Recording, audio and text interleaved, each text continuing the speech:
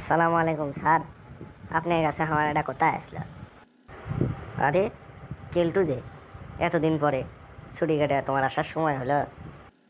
জি sir, আপনার কাছে আমার একটা আর্জি আছে বুঝছেন স্যার। আচ্ছা, তাহলে কি সে আর্জি, কয়া ফেলাও তাড়াতাড়ি। স্যার, আমার মানে আরও আর এক সপ্তাহ ছুটি দেওয়া লাগবে বুঝছেন। এই স্যাংরা, তুমি না খারাই 10 দিনের ছুটি খেয়ে লাগে, আবার কিসের 7 দিনের ছুটি লাগবে তোমার? না, ছুটি কি মাগনা মাগনা দেওয়া যায়? বেতন তো বসে থেকে গেলেও খেলি না, ছুটি হবে লাই যাও। স্যার স্যার প্লিজ প্লিজ, ছুটিটা আমার খুব দরকার।